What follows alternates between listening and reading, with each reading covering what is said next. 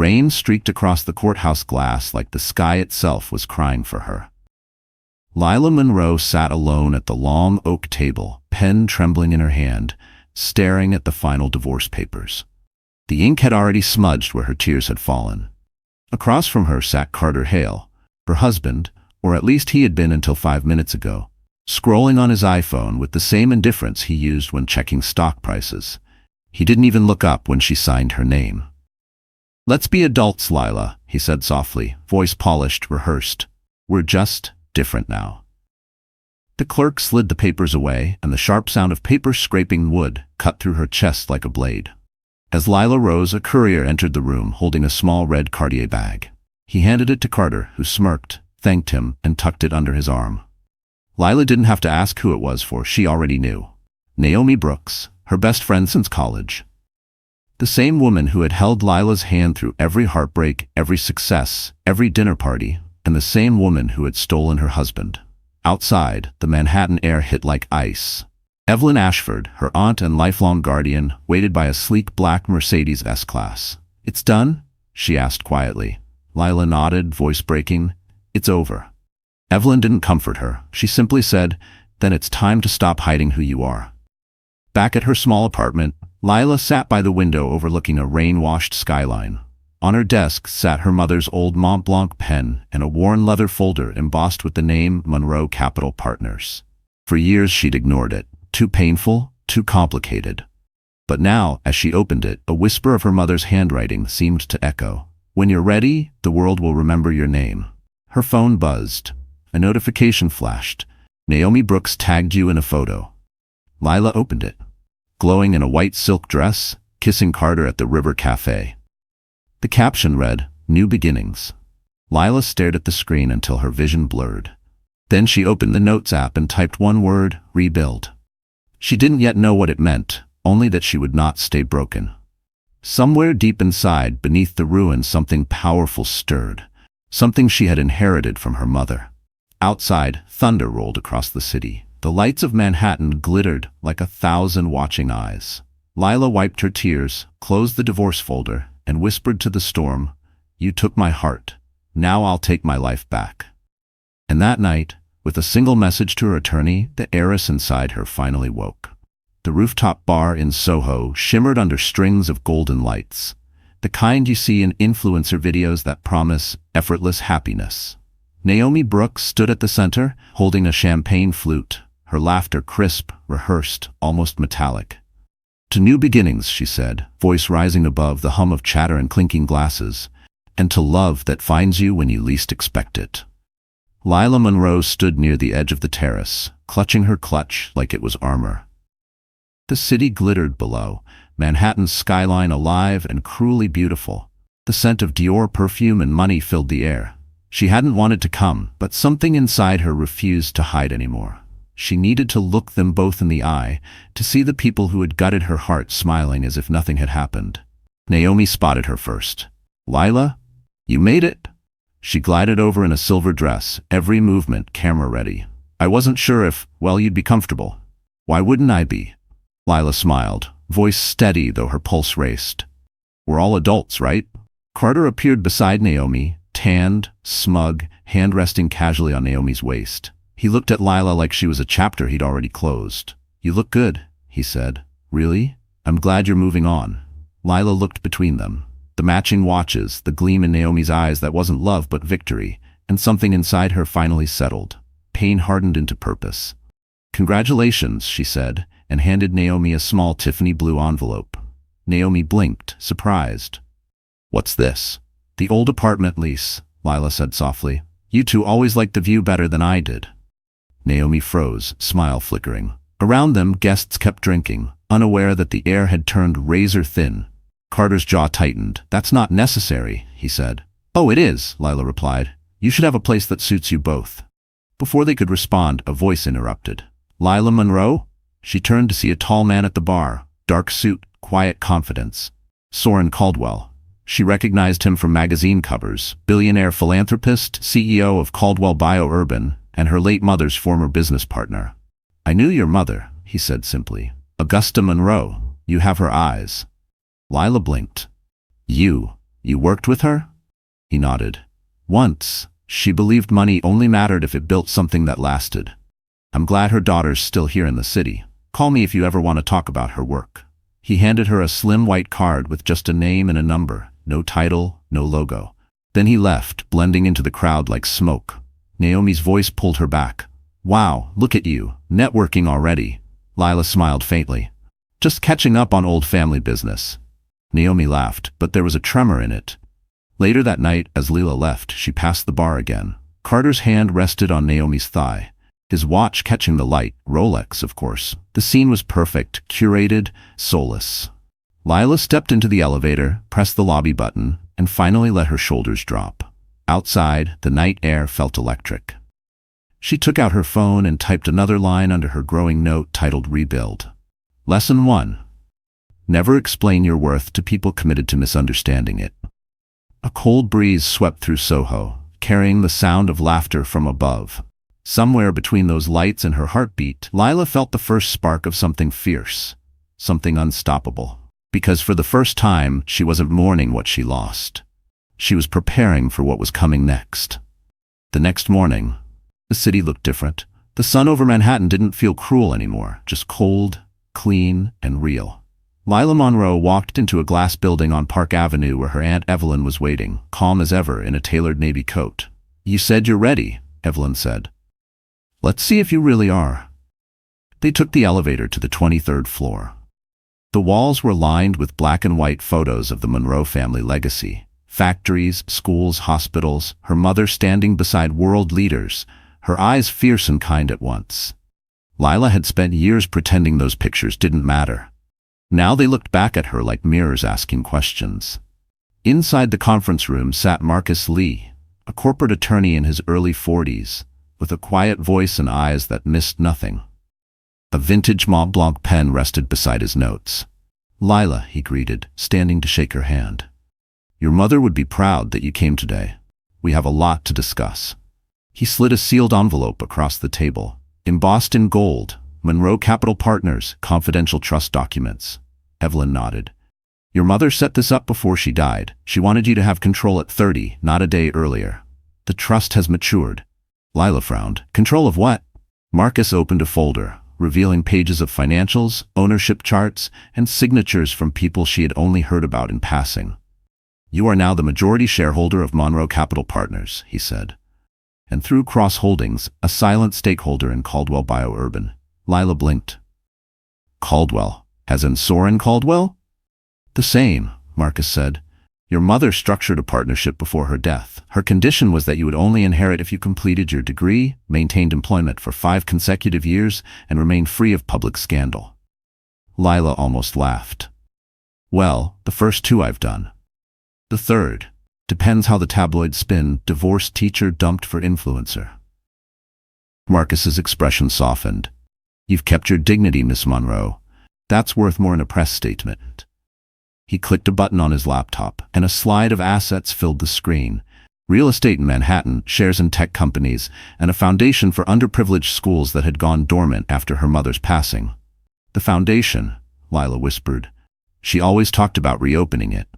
Evelyn nodded. It's waiting for you. But if you take control, you'll be visible again. The press will dig, Carter will react, Naomi will spin it. Are you ready for that? Lila stared at the city through the glass. I'm done hiding behind broken people. I want to build something good. Marcus handed her a slim MacBook Pro. Then let's start. We'll refile the trust, transfer oversight, and prepare for board review. You'll need to meet with Caldwell's team next week. For the next 2 hours, they worked. Evelyn's tone was sharp, Marcus's precise, but Lila kept up. Every number, every clause felt like she was learning her mother's language again. When they finished, Marcus said, There's one more thing. Your ex-husband signed several waivers during your marriage. If he concealed assets, we can reopen the settlement. Lila hesitated. You mean, go after him? Marcus looked at her evenly. I mean, seek the truth. Whether you punish him is your choice. She thought of Carter's smug smile, Naomi's champagne laughter. Then she shook her head. Not yet. I'm not ready to fight. I'm ready to rise. As she stood, Evelyn handed her the Mont Blanc pen. Your mother signed her first company contract with this. Now it's yours. Lila smiled faintly. Then let's rewrite everything. Outside, the wind whipped down Park Avenue, but this time, she didn't shiver. Because for the first time in years, Laya Monroe was exactly where she was meant to be. There were mornings when silence hurt more than any insult. The empty side of the bed, the coffee mug that still said Mr. and Mrs. Hale, the small box in her closet that held the onesie she'd once bought on a whim, a white cotton thing printed with the words "Little Dreamer." She had never been pregnant, but she had hoped. They both had, or at least she thought they had. Now, the hope sat folded and untouched. Lila laced her sneakers and stepped out into the thin February air of Central Park. The trees were bare and frost clung to the benches like dust on memories. She ran until her lungs burned. Each breath scraped away another layer of what used to be. By the time she reached the reservoir, her phone buzzed, an alert from a news app. Carter Hale and Naomi Brooks spotted leaving Fifth Avenue bridal fitting ahead of private ceremony. The headline twisted in her stomach. She jogged harder, trying to outrun the picture. A still image of Carter holding Naomi's hand, both smiling like actors playing happiness. Later that morning, she met Soren Caldwell at the Ritz-Carlton lounge. He'd called after hearing from Marcus that she'd accepted control of Monroe Capital. The place smelled of roasted coffee and polished wood, soft jazz humming beneath conversation.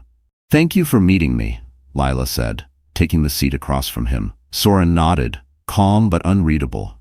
"Your mother was a force," he said. "She believed in doing things quietly but with impact.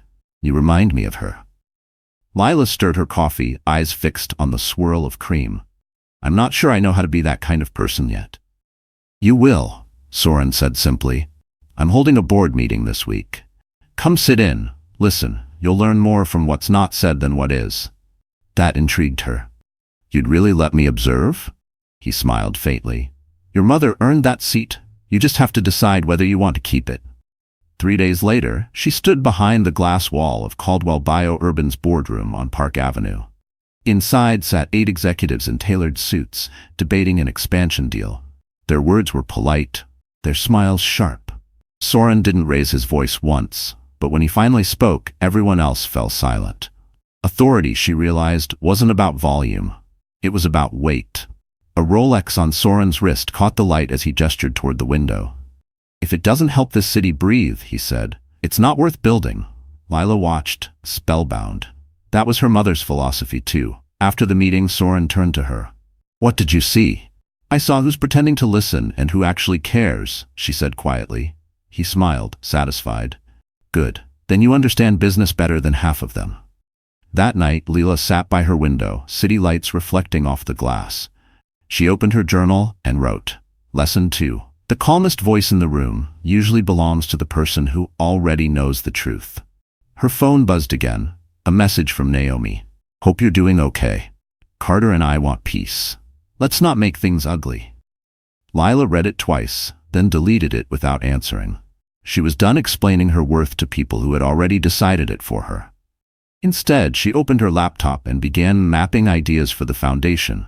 School rooftops turned into community gardens, art programs revived, scholarships under her mother's name. Every click, every note felt like a heartbeat returning. At midnight, she stepped onto her balcony. The city stretched before her, endless and alive. Somewhere, Carter and Naomi were probably sipping champagne over their new life. But for the first time, she didn't envy them, because she finally understood she didn't need to raise a child with Carter to feel like a mother. She was already giving life to something bigger, her own rebirth. It was supposed to rain that Saturday, but of course the sky stayed cruelly perfect. A soft blue stretched over Manhattan, as if the city itself wanted to bless the lie. Laya Monroe stood across the street from the boutique hotel on Fifth Avenue, where the doorman in white gloves greeted guests with champagne and rehearsed smiles.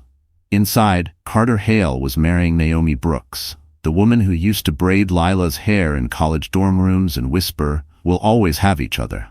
Lila hadn't come to watch, she came to finish something. Her lawyer, Marcus Lee, stood beside her in the car, adjusting his tie. "You're sure about this?" he asked. "Yes," she said. "But we won't stay long. I have a meeting after this." He gave her a look. "Of course you do." Across the street, the press waited, cameras glinting in the sun. Naomi's PR team had leaked the location days earlier, promising a love story reborn. Leela almost laughed. The woman who once said, "I'd never want your life," now wanted her ex-husband, her address, her spotlight. A few minutes later, Naomi appeared in the hotel's glass atrium, glowing in a lace Dior gown. Beside her, Carter stood tall, smug, and camera-ready. When the doors opened, the crowd applauded. A reporter nearby whispered, "They look like they were made for each other." Lila muttered, "They were." Both selfish, both hollow, both hungry. Still, her chest tightened. It was one thing to move on, another to watch your replacement walk down an aisle you built. Inside, the ceremony began. Lila didn't enter. She stayed by the valet, waiting for a different meeting entirely. Anya Reed, a journalist she trusted from her teaching days, now working for the Atlantic Ledger. Anya arrived in a gray coat, hair tied back, voice calm. "You really want to talk about this off-record?" "Yes," Lila said. "No interviews, no quotes, just context, in case they smear me later." Anya nodded. "Understood. What do you want to say?" "That not every silence is weakness," Lila replied. "Some of us rebuild quietly." They shook hands, and for the first time that day, Leela felt like herself again. Measured, deliberate, no longer reacting. The ceremony ended. Applause erupted as Naomi and Carter emerged into sunlight, showered in rose petals. Naomi's veil caught the breeze, flying from her head. Without thinking, Leela stepped forward, caught it before it hit the ground, and held it out. Naomi froze when she saw her. "Lila?" "Congratulations," Lila said evenly, handing the veil back. "You both got exactly what you wanted." Carter's face twisted with discomfort. "Why are you here?" Lila smiled faintly. "To make sure I'm really gone." Naomi's lips parted, but no words came. The photographers turned, catching the silent exchange. Lila didn't flinch. She turned, walked away, heels clicking against marble like punctuation marks. In her Uber, she exhaled for what felt like the first time in months. She opened her phone, not to scroll, but to check an email. Subject: Caldwell Bio-Urban Board Review, Confirmation. The meeting was scheduled for Tuesday. She looked out the window as the city blurred past, the boutiques, the glass towers, the world she once thought she didn't belong in. Maybe she still didn't, but she was learning to navigate it. Back at her apartment, she placed the Mr. and Mrs. mug into a donation box, then poured herself tea in a plain white cup. The simple sound of ceramic against wood felt like peace. Outside, sirens wailed somewhere far away. Inside, Lila smiled at the quiet. Because that wedding wasn't her ending. It was just the proof that she'd already survived. And soon, the world would remember the name Laya Monroe. Not as a wife, but as a force. The morning after the wedding, the world moved on. But Lila didn't. She woke up before sunrise, made black coffee in the silence of her apartment, and opened the folder Marcus had sent overnight. Inside were spreadsheets, transaction histories, and copies of Carter's investment projects. Every number was a scar. Every missing dollar was a betrayal she hadn't seen coming. She sat at her kitchen table, the city still half asleep outside her window, and read through everything line by line. Marcus had warned her, "If you open this, you can't unsee it." But she needed to. She needed to know just how deep the lies went. By 8 a.m. she'd found it. A transfer labeled Concierge Fund Holdings LLC. The name looked harmless, but the ledger told another story. It wasn't a business. It was a shell account, one Carter used to hide his gambling losses and luxury spending. Her phone buzzed. "Marcus, find anything?" "Enough to prove he's been lying for years," Lila said. "Then it's time we talk options," he replied. "We can petition to reopen the divorce settlement, but once you move, it's war." Lila took a deep breath. "Not war," she said quietly. "Accountability." By noon, she was sitting across from Marcus in his Park Avenue office, the same Mont Blanc pen from her mother's collection resting between them. A young associate entered, carrying files. "These are all the accounts connected to Carter Hale," the associate said. "It's worse than we thought." Marcus nodded. "He forged your signature on 2 transfers, both tied to marital funds. If we pursue this, it's fraud." Lila stared at the papers. "He used my trust money to finance Naomi's startup, didn't he?" Marcus hesitated. "Partly. The rest went to cover his debts. He's been playing rich while you were paying the price." The words hit harder than she expected. She pictured the nights she'd stayed late at school, buying supplies for her students out of her own paycheck, while Carter wore tailored suits and drove a leased Mercedes he said came as part of his promotion. The betrayal wasn't just romantic, it was systemic. "I don't want revenge," she said finally. "I want the truth in writing." Marcus looked impressed. "Then we'll do it properly." Quietly. That afternoon, Lila returned home and began organizing her own records. Emails, receipts, old texts. She used her MacBook Pro like a detective, tracing every dollar, every lie. For the first time, she realized how much she'd underestimated herself. Numbers had always scared her, but now they gave her power. When the sun dipped below the skyline, she took out the red Cartier box still sitting on her dresser. The bracelet inside had once been a gift from Carter. She opened it, stared for a long moment, then placed it in an envelope labeled Scholarship Seed Fund. Evelyn stopped by that evening, watching as Lila sealed the envelope. "That bracelet must have cost a fortune," Evelyn said. "It did," Lila replied, "but so did my dignity. I'd rather invest in something that appreciates." Evelyn smiled, a flicker of pride behind her calm eyes. "Your mother would have said the same." Later that night, Lila poured a glass of wine and sat by her window, gazing at the city's lights. She thought about Carter and Naomi, so busy performing happiness, unaware that the foundation beneath them was already cracking. She opened her journal and wrote, "Lesson 3. You don't need to destroy someone who hurt you. The truth always does the job." The clock on her wall ticked softly, steady and patient. For the first time, she didn't feel like a victim or an ex-wife. She felt like someone reclaiming her narrative, one document, one signature, one truth at a time. And as she closed her laptop, she whispered to herself, "This isn't revenge, it's restoration." The city was gray that morning, the kind of New York gray that made people hurry instead of hope. But Laya Monroe wasn't hurrying anymore. She walked into the courthouse with Marcus Lee beside her, her steps even, her chin high. For the first time, she was there not as a wife or victim, but as the plaintiff. Today, they were filing.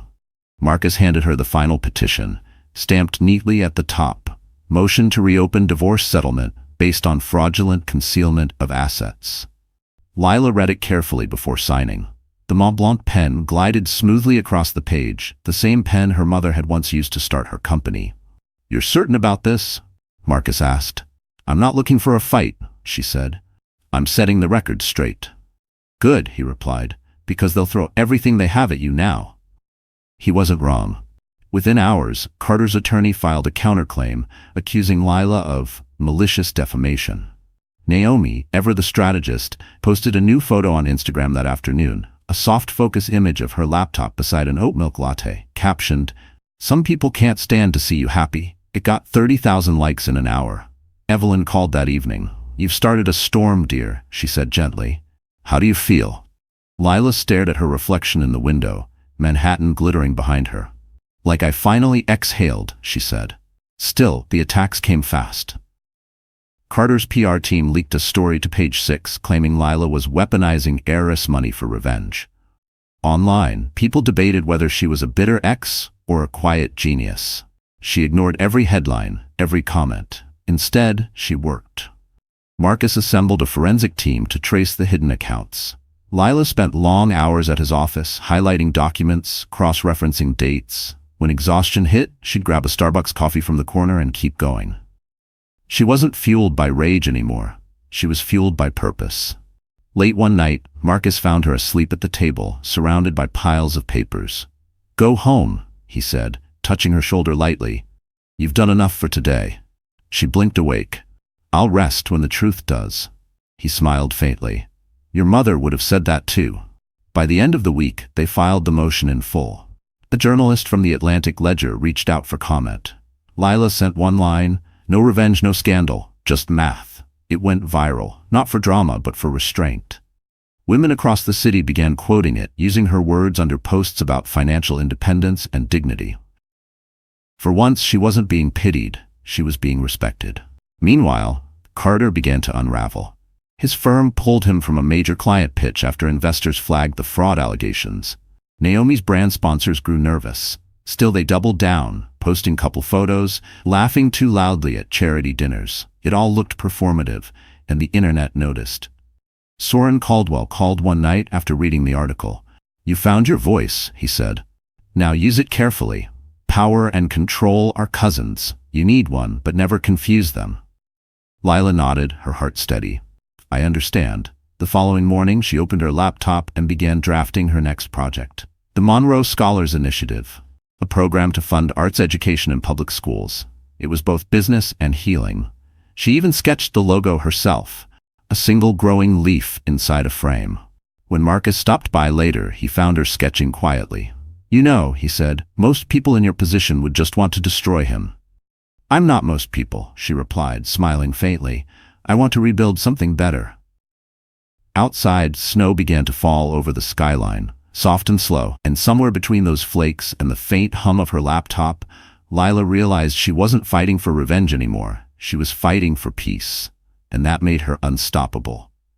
It was a quiet Sunday morning when the past came knocking, literally. Laya Monroe was organizing files at her kitchen table when her phone lit up with an unknown number. For a moment, she considered ignoring it, but something in her gut told her to answer. Miss Monroe? The voice on the other end was trembling, aged but polite. This is Patricia Brooks, Naomi's mother. Lila froze. She hadn't heard that name in years, not since the days Naomi used to bring her mom's homemade cookies to college study sessions. Mrs. Brooks, Lila said slowly. It's been a long time. I know, Patricia sighed. I wouldn't call if it wasn't important. Could we meet? Please. I don't want to talk about them over the phone. An hour later, they sat across from each other in a small diner near Columbus Circle. It smelled of coffee, maple syrup, and quiet regret.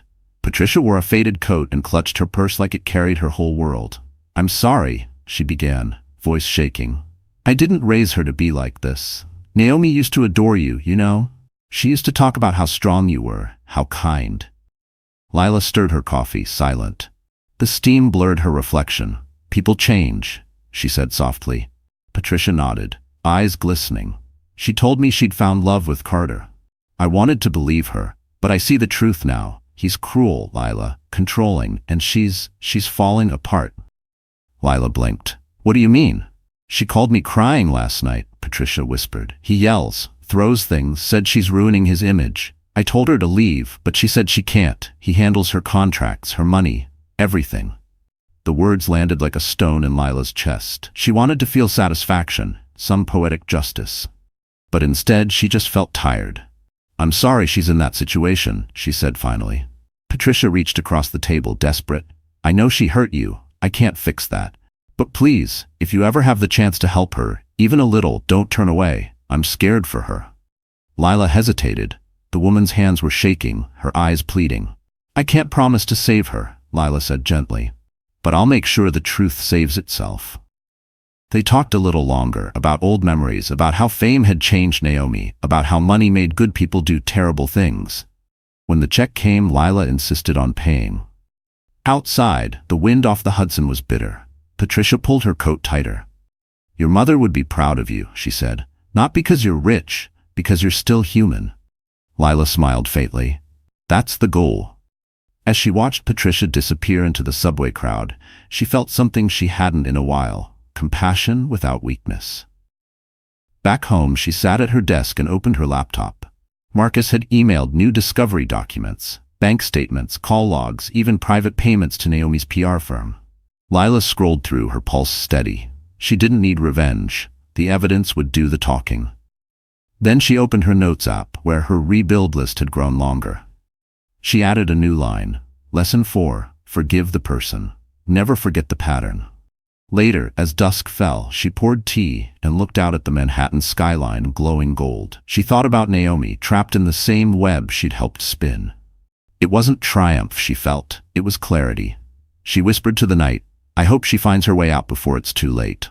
Because Lila knew better than anyone, sometimes, the only thing more dangerous than a cruel man is the woman who still believes she can fix him. The morning sun poured through the tall windows of the Park Avenue Tower, turning everything to glass and gold. Laya Monroe stood in the marble lobby, heart pounding beneath her navy dress. Today wasn't about revenge. It was about proving, to herself, to the board, to her mother's legacy, that she belonged in the room where power lived. A security guard checked her ID, glanced up, and gave a respectful nod. Monroe Capital Partners, he asked. Caldwell Bio-Urban. She corrected gently. I'm here for the board interview. He smiled. Good luck, ma'am. Up on the 40th floor, the atmosphere shifted from luxury to pressure. Polished floors, city skyline stretched like a living painting, and men in suits talking numbers faster than air. She could smell the faint hint of expensive cologne and ambition. Soren Caldwell stood at the end of a long glass table, reviewing notes with his board members. When he saw her enter, he gave a polite nod, neither warm nor distant. "Miss Monroe," he greeted, "please take a seat." Lila sat. Her palms rested calmly on her portfolio, though her pulse raced. The room fell silent. A woman in a charcoal suit, one of the directors, broke the tension. "Miss Monroe, you've never held a corporate position before. What makes you think you can contribute to a company of this size?" Lila met her gaze steadily. "Because I've spent the last decade in public schools, fixing what people ignored. I know how to do more with less, and how to make limited resources change lives." A man across the table leaned back. "That's a nice sentiment, but this isn't charity. It's business." "Then maybe business should remember people," she said calmly. "My mother believed profit and purpose could coexist. I intend to prove she was right." There was a brief, telling silence. Even Soren's lips curved slightly at her composure. Another board member, older, gray-haired, skeptical, leaned forward. "You've been in the tabloids lately. Divorce scandal, fraud claims. How can we trust that your presence won't attract unwanted attention?" Lila's answer was steady. "You can't control what people say, but you can control what you stand for. And I stand for transparency, something this company has always claimed to value." Marcus's voice echoed in her memory. "Be calm, be undeniable." For the next hour, she fielded questions about logistics, sustainability, and future partnerships. Her answers weren't flashy. They were clear, informed, and sincere. She referenced Monroe Capital's dormant foundation, suggesting joint projects that merged urban development with community welfare. "If we invest in people, our numbers will grow anyway," she said. When the meeting ended, the room was quiet again. Soren looked around the table. "I think we've heard enough," he said. "We'll deliberate and inform you soon." Lila stood, nodded respectfully, and left. Outside the boardroom, her knees nearly buckled, but she didn't let them. She pressed the elevator button, exhaled, and looked out through the window wall. The city stretched endlessly beneath her. Small cars, tiny people, 1,000 stories unfolding. Downstairs, Evelyn waited by a sleek Mercedes S-Class, a soft smile on her face. "Well?" she asked. "I don't know," Lila admitted. "They asked hard questions." "That's what people do when they see potential." Evelyn replied. "You didn't go there to win approval. You went there to reclaim your name." As the car merged into traffic, Lila rested her head against the window, watching Park Avenue glide past. For the first time, she felt calm, not because she was certain of victory, but because she'd shown up as herself. That night, she returned home, placed her Navy folder on the counter, and wrote in her journal, "Lesson 5. Belonging doesn't mean they let you in. It means you walked in anyway." Then she turned off the light, smiling faintly in the dark. Because somewhere behind those glass walls, the board wasn't just discussing her resume. They were realizing that a woman they once underestimated had already learned how to lead. The following Saturday, the sky over the Hamptons looked like brushed silver, restless and quiet. Laya Monroe drove down the narrow coastal road toward a cottage she hadn't visited since childhood. Her mother, Augusta, had rented the small place every summer, their secret world of sand, books, and morning pancakes. It had sat empty since her death. Now Evelyn had asked her to come. "There's something here your mother left for you," she'd said. When Lila stepped inside, the air smelled of cedar and salt. Dust motes floated in sunlight, spilling through linen curtains. Everything was exactly as she remembered: the chipped blue teapot, the faded photograph of her and her mother on the mantel. A rush of emotion hit her so suddenly she had to grip the table to steady herself. On the kitchen counter sat a linen envelope sealed with a wax M. Evelyn stood by the window, hands clasped.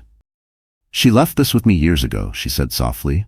"Said to give it to you when you became ready to stop surviving and start leading." Lila's fingers trembled as she broke the seal. Inside were two things: a handwritten letter and a small brass key. She unfolded the letter carefully. Her mother's handwriting slanted elegantly across the cream paper. "My dearest Lila, if you're reading this, you've faced what I always feared most. The moment life tried to convince you that you were less than what I raised you to be. I kept you away from this world's hunger for power so you could grow into kindness first. But now, kindness alone won't be enough. You must learn to lead with strength, grace, and clarity. This key opens a lockbox at Fifth Avenue National Bank. Inside are my personal ledgers. They're not money, they're memory. Handshakes, promises, debts of honor. You'll find the people who shaped our empire and those who betrayed it. Use it not for vengeance, but for wisdom.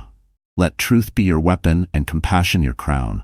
Make your life bigger than your pain. Love always, Mom. By the time Lila finished reading, tears had blurred the ink. Evelyn stepped closer but didn't speak. The silence between them was sacred. After a long moment, Lila whispered, "She knew. About everything, about me." Evelyn nodded.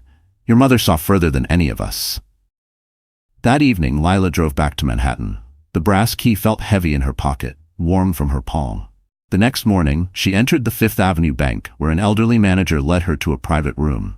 Inside a small steel box lay a leather ledger filled with names, notes, and signatures from decades of deals. Among them, she saw familiar surnames: Caldwell, Hale, and Brooks. Her mother had mapped the city's financial veins, every alliance and betrayal woven together. There was even a handwritten note beside the Hale family: "Never trust a man who values appearance over empathy." Lila laughed through her tears. "You warned me, didn't you?" she whispered. That night, she met Marcus at his office. They pored over the ledger like archaeologists. Some of the names belonged to powerful people still shaping New York's skyline. Marcus looked up from the pages. "This isn't blackmail material, it's leverage built on truth. With this, you could reset the board." Lila nodded slowly. "We don't threaten," she said. "We propose." Marcus smiled. "Your mother would approve." Back home, Lila lit a small fire in her apartment's hearth and placed her mother's letter on the mantel. The flame's glow danced across the glass windows, reflecting the skyline she now understood was hers to shape. Because somewhere between grief and power, Laya Monroe stopped being the woman they broke, and became the woman her mother always knew she would be. The headlines hit first: "Whispers of Trouble Between Naomi Brooks and Carter Hale." The same magazines that once crowned them Manhattan's golden couple now called them a brand in crisis. Their curated smiles began to look like painted masks, cracking under the lights. Laya Monroe didn't seek the gossip, but New York had a way of putting stories in your path. Every coffee shop TV, every glowing phone screen, there they were, the ghosts of her past, finally showing their seams. She didn't celebrate. She just watched in silence from her office window on the 23rd floor, a simple citizen clock ticking behind her. Time was doing its work. Marcus entered holding a folder. "You'll want to see this," he said. Inside were screenshots, contracts, invoices, proof that Carter's consulting firm was built on lies. He'd funneled client money into Naomi's lifestyle brand to keep it afloat. "They're imploding," Marcus said. "Do you want me to leak it?" Lila shook her head. "No, I don't need to destroy them. I just need to keep building." Marcus smiled faintly. "I'm starting to think you're the only one in this city who believes that." Outside, the skyline glittered coldly, indifferent. That night, Naomi appeared on social media again, posting a video through teary eyes. "I'm taking time away from my brand to focus on my mental health," she said, voice trembling just enough to earn sympathy. But the comments were ruthless. "You built your empire on someone else's pain. Karma doesn't miss." Lila scrolled once, then closed the app. She didn't want to hate Naomi anymore. She just wanted peace. The next morning, Soren Caldwell visited her office unexpectedly. He leaned against the doorframe, crisp suit, expression unreadable. "The board voted," he said. Lila's breath caught. "And?" "You're officially on it," he replied. "Congratulations, Miss Monroe. You've earned your seat." Her knees almost gave out, but she steadied herself. "Thank you," she said quietly. Soren stepped closer. "You were tested. Some wanted to keep you out. But I reminded them that integrity has a longer shelf life than ego." Lila smiled, small but sincere. "I'll try not to let either expire." After he left, she closed her eyes and whispered to the air, "Mom, we did it." Later that afternoon, she visited a small shop on Madison Avenue. In the display case sat a simple silver Citizen wall clock. She bought it, carried it back to her office, and hung it on the wall opposite her desk. Time. Honest, unbranded, unpretentious. That would be her reminder. Across town, Carter's world continued to crumble. His firm placed him on administrative leave. Investors pulled out. Naomi's sponsorships disappeared overnight. They were still legally married, but their public distance was obvious.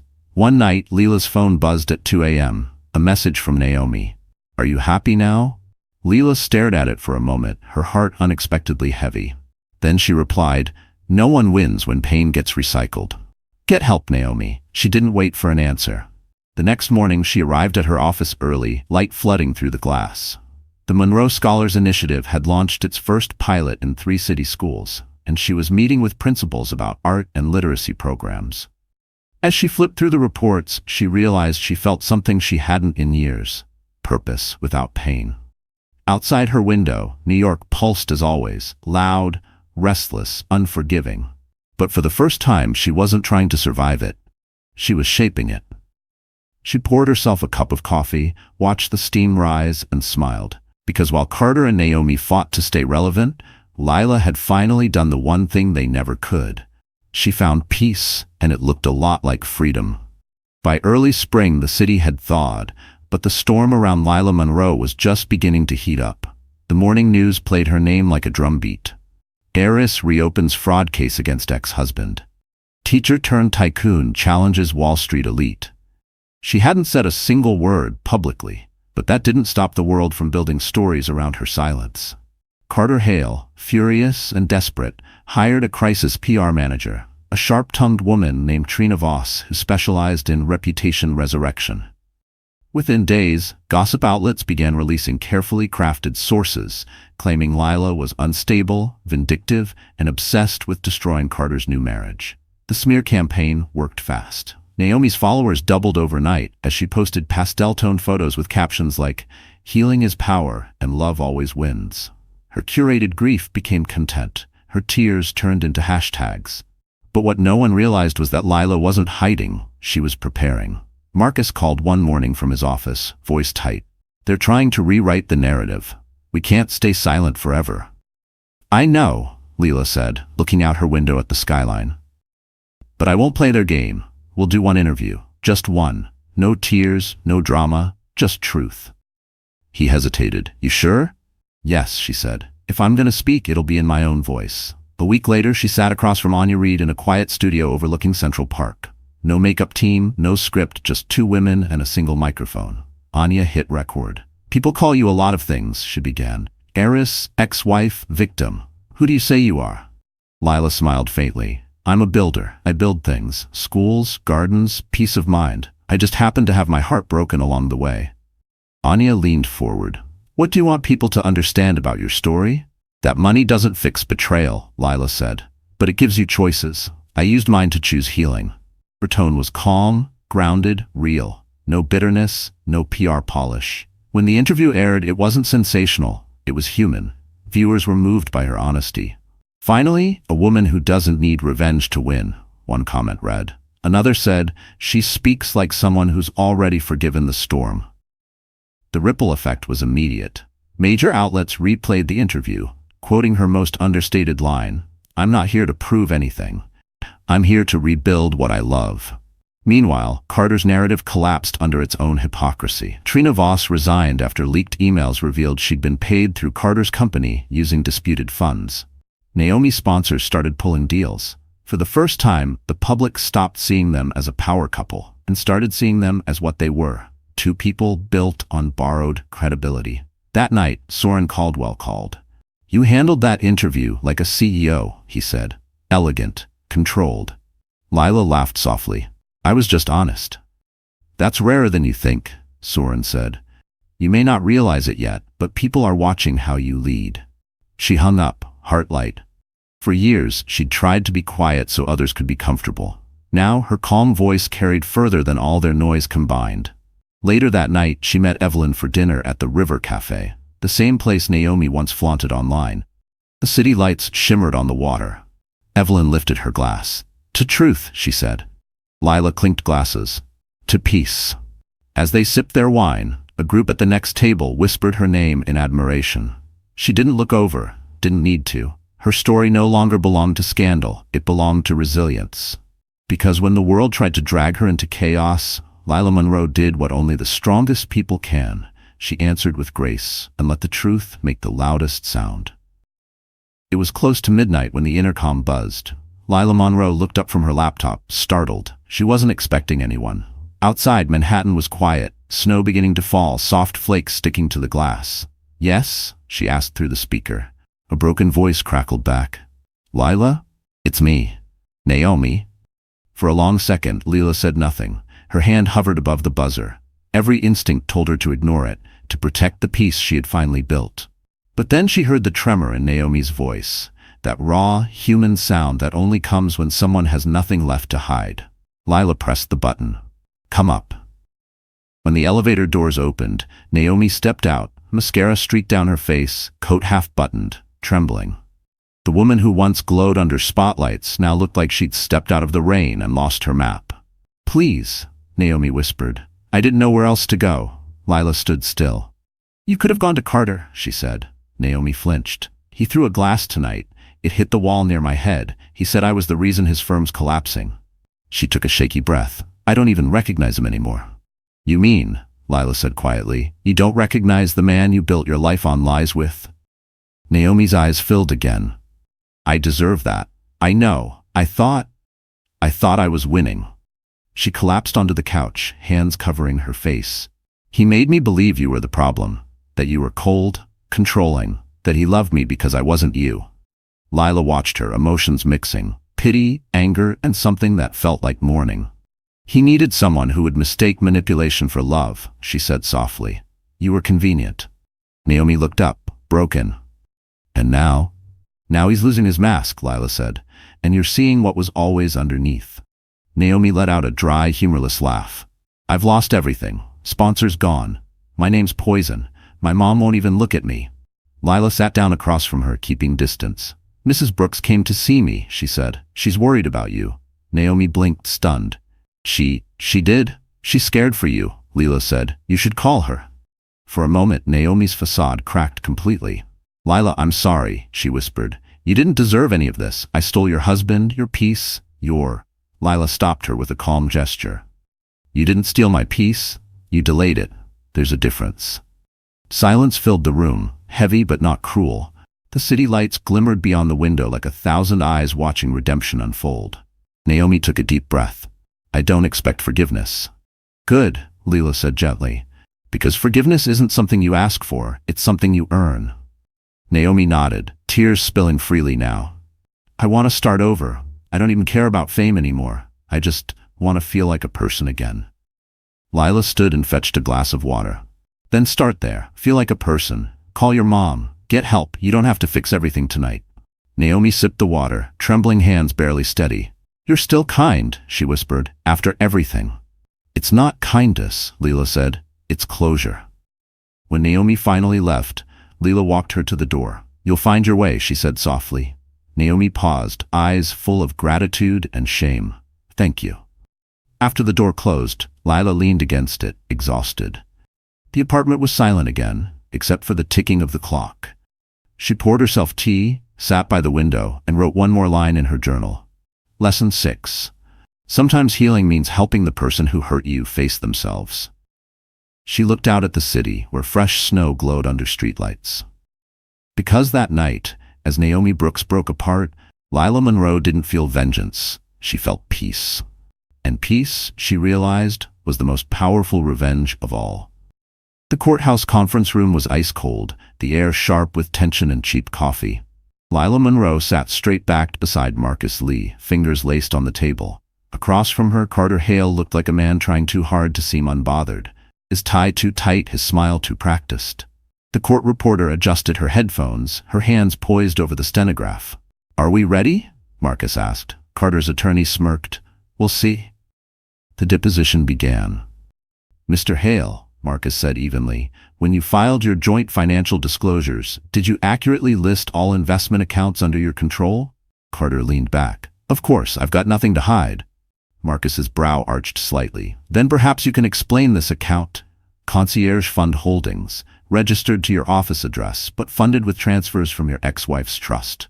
A flicker of panic crossed Carter's face before he forced a smirk. "That's a mistake, probably clerical." Under oath, Marcus said calmly. You're confirming it was an error?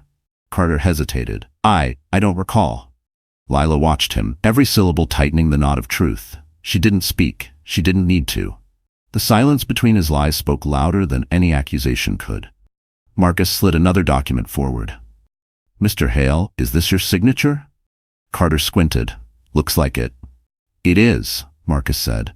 On a wire transfer for $280,000 to Naomi Brooks Creative 3 days after Ms. Monroe signed your divorce papers.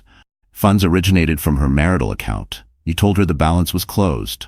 The court reporter's keys clacked like gunfire. That's not, Carter began, voice rising. Please answer the question, Marcus interrupted. Carter's jaw tightened. Yes, it's my signature. Thank you, Marcus said smoothly. No further clarification needed. The silence that followed was thick enough to choke on. The sound of the ticking clock was deafening. When the deposition ended, Carter stood abruptly. You think you're clever, he sneered at Lila, but all this makes you look vindictive. Lila rose slowly, calm, eyes unwavering. No, Carter. It makes me look finished. He laughed, but it sounded brittle. Outside, reporters waited by the courthouse steps, flashes bursting like fireworks. Lila ignored every shout, every question. She kept walking, snow melting under her heels, Marcus beside her. Nicely done, he said. You didn't flinch. I spent years flinching, she said softly. I'm done with that. They stopped by a street cart for coffee, her first act of normalcy in months. Steam curled into the winter air. Across the street, a bookstore window caught her eye. In the display sat a paperback titled Women Who Run with the Wolves. Her mother had owned that same book once, its margins filled with handwritten notes. She crossed the street, bought a copy, and tucked it into her bag. Later that evening, Lila sat by her apartment window, the book open on her lap. She highlighted a passage that read, "A woman who has been burned learns to walk through fire without fear." The words sank deep into her bones. Across town, Naomi texted her, "He's furious. I think he knows it's over." Lila replied simply, "Good, let it be."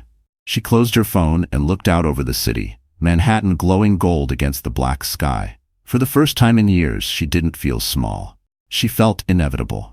The next morning, newspapers splashed the story. Hale admits under oath to concealing funds. The tide had turned. Lila smiled to herself, not out of triumph, but relief. Justice didn't roar, it whispered. Because in that cold courtroom, Laya Monroe didn't just win a deposition. She reclaimed her truth and made silence her loudest victory yet.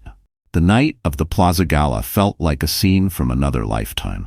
Crystal chandeliers glittering like captured stars, violins whispering through the ballroom, champagne bubbles rising in golden flutes. The city's elite floated through the grand hall, draped in silk and diamonds. For most of them, it was just another charity event. But for Laya Monroe, it was the night she would stand on her mother's ground, publicly, fearlessly, and finally as herself. The Monroe Scholars Initiative was being unveiled. Her initiative. Her mother's dream reborn under her name. As she stepped out of the black Mercedes S-Class onto Fifth Avenue, the crowd turned. Photographers lowered their cameras for half a breath, unsure if they were seeing the same woman they'd once labeled the forgotten wife. Gone was the shy teacher in muted tones. Tonight, Lila wore a simple but commanding white gown that caught the light like armor. Her hair swept up, her posture poised. Every movement said one thing: rebirth. Inside, Soren Caldwell approached her with quiet pride. "Your mother would have owned this room," he said. "She did," Lila replied, her lips curving. "I'm just keeping her seat warm." Evelyn joined them, elegant as ever in black velvet. "The city's watching, dear. But remember, you're not here to prove anything. You're here to remind them who you are." At 8 sharp, the orchestra softened. The master of ceremonies introduced her as the visionary behind the Monroe Scholars Fund. The applause swelled. Lila stepped to the podium, the warmth of the lights washing over her face. For a brief second, she saw her mother standing beside her in memory, smiling, proud. "Good evening," Lila began, voice steady. "Tonight isn't about legacy, it's about potential. My mother believed that brilliance isn't limited to privilege. It's born in every child who dares to imagine more. The Monroe Scholars Fund is about giving them that chance."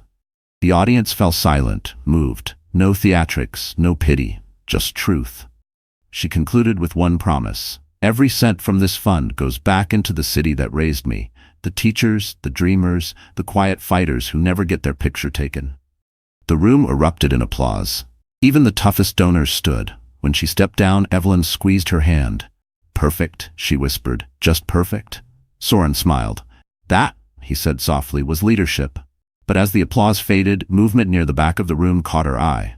Carter, he was there, uninvited, watching from the shadows, his jaw clenched, drink in hand. Naomi lingered behind him, pale and distant.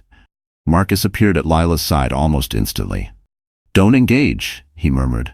"I won't," she said. But her heart pounded. Carter raised his glass mockingly when their eyes met. She turned away, greeting guests, shaking hands. Minutes later, Evelyn slipped her a folded note, a text from Marcus's assistant. "Judge granted motion. Carter's full financial disclosures released." Lila didn't react. Not yet. She tucked the note into her clutch, her smile never faltering. Across the room, Naomi looked at her, not with malice this time, but regret. Lila offered a small nod, a silent truce. Naomi lowered her gaze. As the orchestra played the final song, Lila stepped onto the balcony overlooking Central Park. The city lights shimmered, endless and alive. Marcus joined her quietly. "It's over," he said. "No," she said softly. "It's just beginning." Below them, snow began to fall over the city. Inside, her speech replayed on the ballroom screens, her voice echoing through the halls her mother once walked. And as the first snowflake landed on her bare shoulder, Laya Monroe realized she had done the impossible. She'd turned her pain into purpose, and her name into power. The plaza ballroom glittered like a fairy tale, but tension slithered beneath the music. Laya Monroe had just left the stage, her speech still echoing through chandeliers and crystal. Applause lingered, conversations hummed, and the press snapped photos of donors praising her composure. To the world, she was elegance itself. But at the far end of the room, a storm was brewing. Carter Hale stood by the mirrored wall, glass of whiskey in hand, his face tight with fury. His charm, the mask that had once fooled everyone, was slipping. Naomi Brooks trailed a few steps behind him, her eyes red, her movements hesitant. Marcus leaned in toward Lila. "He shouldn't be here," he murmured.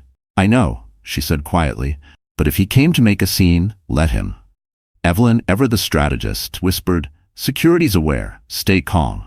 Lila nodded, steady as stone. She moved through the crowd, smiling, shaking hands.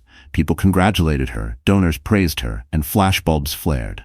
But she could feel Carter's eyes tracking her across the room, heavy, unblinking. Finally, he couldn't resist. He pushed through the crowd and cornered her near the ornate mirror, where gold reflections distorted them both. "So this is it," he hissed. "The perfect little redemption arc? You get to play the saint while I'm branded the monster?" Lila's voice was calm. "You branded yourself, Carter. You think this show makes you powerful?" He stepped closer. Too close. "You wouldn't have any of this if not for me." She didn't flinch. "You're right," she said softly. "Without you, I never would have learned what I'm capable of." His jaw twitched. "Don't play martyr. You wanted this as much as I did." "I wanted love," she said. "You wanted ownership." People nearby began to notice the rising tension. Naomi froze by the bar, her glass trembling. "Walk away, Carter," Lila said, "before you destroy what's left of your name." But rage doesn't negotiate. He lunged forward, gesturing sharply, and in that half-second the heel of his shoe caught on the marble. His shoulder slammed into the server's tray beside them. Crystal flutes shattered across the floor. Gasps rippled through the crowd. Carter straightened, red-faced. "She pushed me?" He barked, voice cracking. Everyone froze. The band faltered mid-note. Soren Caldwell, standing just a few feet away, stepped forward, calm but commanding. "That's enough," he said, his tone cutting through the silence like steel. "I saw what happened." Security appeared instantly. Lila's hand stayed at her sides, open, visible, unmoved. "I didn't touch you," she said evenly. Carter's eyes darted from her to the crowd. His power, the illusion of control, was slipping fast. Naomi burst into tears, her voice trembling. "Stop, Carter, everyone saw." But it was too late. The cameras had already captured it. The broken glasses, his aggression, her composure. In the digital age, truth traveled faster than shame. A waiter knelt to clean the mess. Lila turned to him first. "I'm sorry about the damage," she said gently, handing him a folded bill. "Thank you for helping." That moment, simple, human, dignified, trended the next day more than the scandal itself. The caption read, "She apologized for his chaos." Later, as the gala wound down, Soren found her on the balcony, the city glowing beneath them. "You handled that with grace," he said. "I handled it with boundaries," Leila corrected. "There's a difference." He smiled faintly. Either way, everyone in that room just saw who the real leader was. Leila looked out at the skyline, the cold air cutting but clean. "Let them," she said. "Because sometimes, the most powerful push isn't the one that knocks you down. It's the one that reveals who you've finally become." The morning after the Plaza Gala, New York buzzed with the aftershock. News outlets replayed the video of Carter Hale's outburst on loop, his accusation, his stumble, and Laya Monroe's calm apology to the server while glass still glittered at her feet. By sunrise, the internet had already chosen its side. "Grace under fire," one headline read. "Heiress shows class as ex-husband unravels." Lila didn't celebrate. She sat quietly in her apartment, wrapped in a cream sweater, a cup of coffee cooling beside her. The city outside was loud, but her mind was still. This wasn't victory, it was closure slowly taking shape. Marcus arrived mid-morning, documents in hand, expression unreadable. "We need to talk about next steps," he said, settling across from her. "Is he pressing charges?" Lila asked. "He's trying," Marcus said. "But the video evidence makes that laughable. His own firm is urging him to settle quietly. They've had enough headlines for one fiscal year," she exhaled. "So what do we do?" He placed a folder on the table. "We offer mercy with precision." Inside was a proposed settlement. Carter would retain his small brokerage license and keep his apartment on the condition that he repay every misappropriated dollar from the marital accounts, sign a confession of judgment, and issue a public apology. Nothing performative, just one paragraph acknowledging his deceit. Naomi's separate non-disclosure agreement would be voided. She could finally speak freely about what happened without legal or financial threat. Lila studied the pages. "You think he'll agree?" Marcus shrugged. "He doesn't have much choice. His career's hanging by a thread." She tapped the pen against the paper thoughtfully. "Then add one more condition," she said. "He attends counseling. Anger management, something that might make him less dangerous to whoever comes next." Marcus blinked, almost impressed. "You still care about his redemption?" "I care about the ripple effect," she said. "Pain passed on is pain multiplied. Someone has to stop it." By noon, the documents were sent. Carter's lawyer responded within hours, his tone subdued. They'd sign. That night, Naomi called. Her voice was steadier this time. "I heard about the agreement," she said. "You didn't have to let me out of the NDA. I wouldn't have blamed you if you'd buried me legally." "I'm not interested in burying anyone," Lila said. "I'm interested in moving on." Naomi was quiet a long moment. "I'm starting therapy," she whispered. "My mom's helping me get settled. Maybe I'll start a small studio, no sponsors, no fake followers, just work that's honest." Lila smiled softly. "That sounds like something worth doing." When the call ended, Lila sat back, eyes glistening, not with sadness but relief. The cycle was breaking. The next day, Carter signed the documents. Marcus delivered them personally, the confession included. Lila didn't frame it or read it aloud. She simply placed it in a drawer beneath her mother's letter, then walked to her balcony. The sky was pale blue, the city humming with life. She poured tea, leaned against the railing, and breathed. For the first time in years, her lungs didn't ache from holding back. Evelyn called that afternoon. "It's done, isn't it?" "It's done," Lila said. Her aunt's voice softened. "Then rest, darling. You've rebuilt everything they tried to break." As evening fell, Lila opened her journal. Lesson 7. True power isn't control, it's knowing when to release it. She closed the book, smiling faintly. Below, traffic lights flickered like heartbeat pulses, steady and human. Because mercy wasn't weakness, it was mastery, the kind that turned survival into legacy and endings into beginnings. The final hearing was held on a bright April morning, sunlight spilling through the courthouse windows like quiet absolution. For once, Laya Monroe didn't feel dread when she walked through those tall glass doors. She wasn't entering a battlefield anymore. She was stepping into resolution. The courtroom buzzed with low whispers as journalists filled the back benches. Cameras weren't allowed inside, but the public's curiosity hung heavy in the air. Carter Hale sat at the defense table, pale and drawn. The arrogance that once defined him was gone, replaced by something hollow, His suit looked borrowed, his hands trembled as he shuffled papers he didn't understand. Lila sat across from him, poised and unflinching. Marcus Lee stood beside her, calm as ever. When the judge entered, everyone rose. The sound of chairs scraping tile echoed like thunder. "Please be seated," the judge said, flipping open the file. "Case number 42113, Monroe versus Hale." The proceedings began. Marcus presented the finalized settlement agreement, summarizing it in clear, measured words. "Your Honor, both parties have reached an accord. Mr. Hale admits to the misappropriation of marital funds and accepts full restitution. He has agreed to attend behavioral therapy and issue a public statement acknowledging his misconduct." The judge nodded. "And the petitioner?" Lila rose. Her voice was soft but sure. "I accept the terms, Your Honor. My goal was never punishment, it was truth." The judge regarded her for a long moment. "You've handled yourself with remarkable restraint, Miss Monroe. The court commends your professionalism." "Thank you," she said simply, and sat. Across the room, Carter finally spoke, voice cracking. "Your Honor, I just want to say, I'm sorry.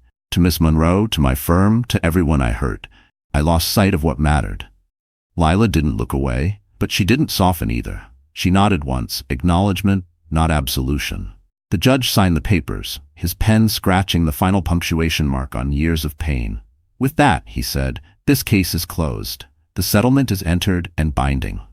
A stillness followed, almost holy. It wasn't applause, it wasn't triumph, it was release. When they stepped outside, cameras flared again, but this time, Lila didn't hide. Reporters shouted questions, microphones thrust toward her. She paused only once, speaking clearly into the noise. "There are no winners in stories like this," she said. "Only lessons, and I've learned mine." Then she turned and walked away, leaving the chaos behind. Evelyn waited by the courthouse steps, her black coat gleaming in the sun. "It's over," she said softly. "It's finally over," Lila replied. They walked toward a waiting car, the crowd's noise fading with every step. The air outside was warmer now, scented faintly of spring rain and tulips. Marcus caught up with them, holding a copy of the signed order. "You handled that better than anyone I've ever represented," he said. Lila smiled faintly. "I wasn't fighting him, Marcus. I was freeing myself." Later that afternoon, she returned to her office. The citizen wall clock ticked steadily, each second carrying her further from the woman she used to be. On her desk sat a stack of thank you letters from teachers and students benefiting from the Monroe Scholars Fund. She picked one at random. A child's drawing of a rooftop garden, green vines crawling up paper towers. Underneath, in shaky handwriting, "Thank you for giving us a place to dream." Tears filled her eyes, quiet and grateful. Outside, the sky stretched blue and endless over Manhattan. Because in that courtroom, Laya Monroe hadn't just closed a case, she'd closed a chapter. And as the ink dried, she realized that freedom doesn't come from winning battles, but from finally putting the sword down. The city had started to bloom again. Spring wrapped Manhattan in soft green, and for the first time in years, the air felt easy to breathe.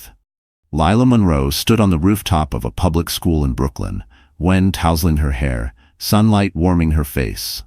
Around her, children knelt beside bright planters, laughing as they pressed basil seeds into the soil.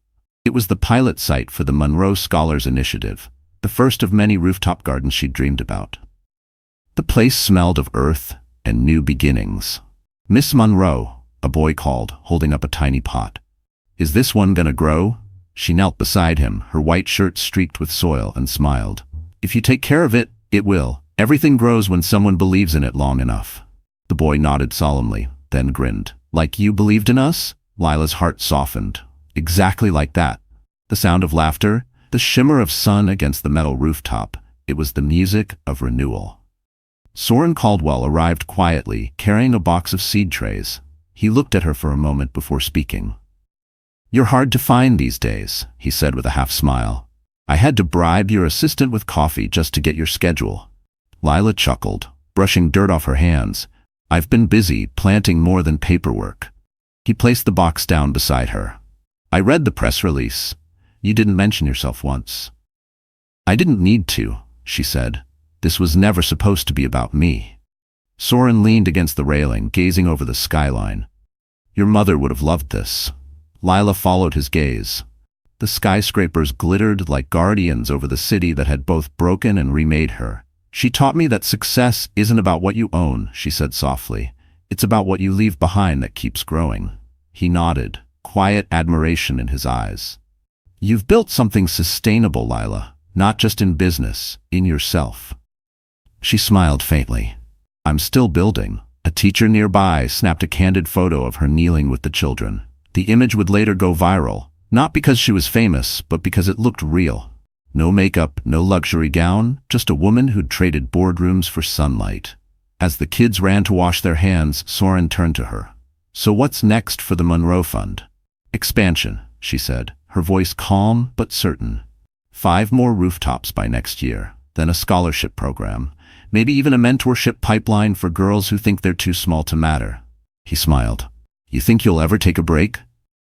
Maybe someday, she said, glancing at the children's laughter echoing across the roof.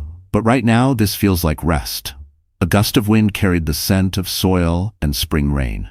Lila looked up at the sky and thought of all the nights she'd cried over things that no longer had power. That evening, she returned to her apartment. The walls were lighter now, filled with life. Books, sketches, a small plant growing in a recycled glass jar. On the wall hung a framed photo from the gala, her on stage, smiling beneath the lights. She didn't look like a woman proving herself anymore. She looked like someone who had already won. Her phone buzzed. A message from Naomi. I started therapy. Thank you for everything. Lila smiled and replied simply, You're welcome. Keep growing. She closed her phone, poured tea, and watched the last of the sunset fade behind the Manhattan skyline. The city was quieter now. So was she. Because Laya Monroe hadn't come back to prove she'd survived. She came back to show that survival could bloom into something beautiful. And in doing so, she finally became what she was always meant to be.